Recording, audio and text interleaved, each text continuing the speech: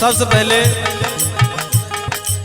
सभी भाइयों को मेरा सादर जय विनोद बधाई।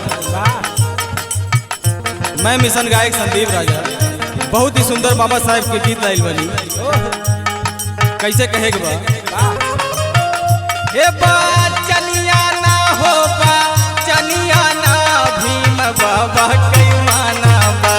चनिया ना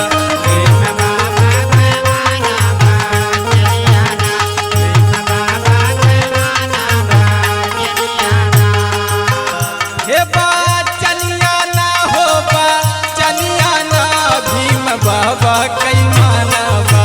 चनिया ना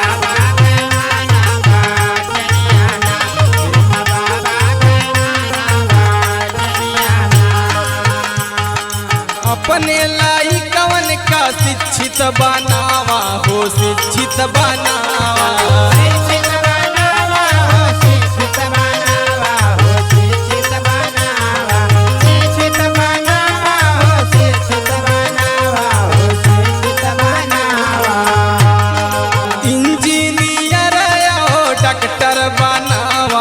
डॉक्टर बनावा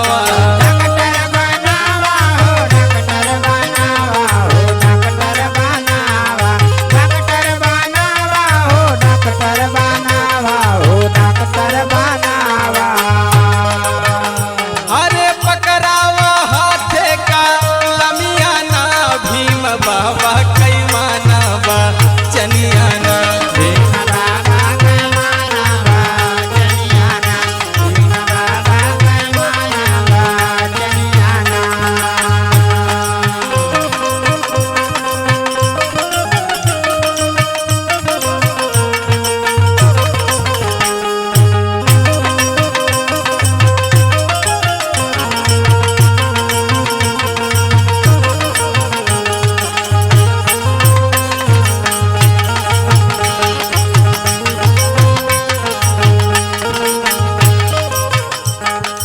ए गुड्डू भैया कैसे बाबा कहल रहले रहा संगठन से हो रहा संगठन से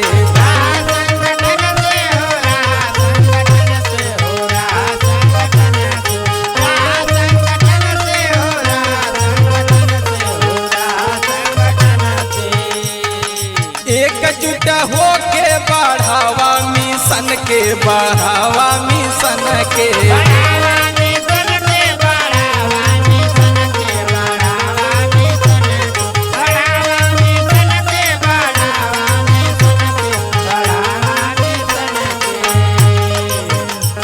अरे आपस में कराना दुश्मनिया ना भीम बाबा कई माना बा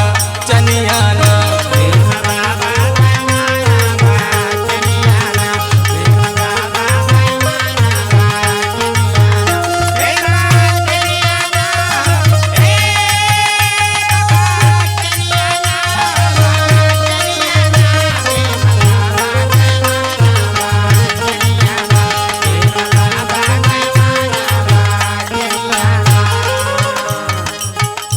ए भैया और कैसे अब ही से जानी ला अपन अधिकारवा हो अपन अधिकारवा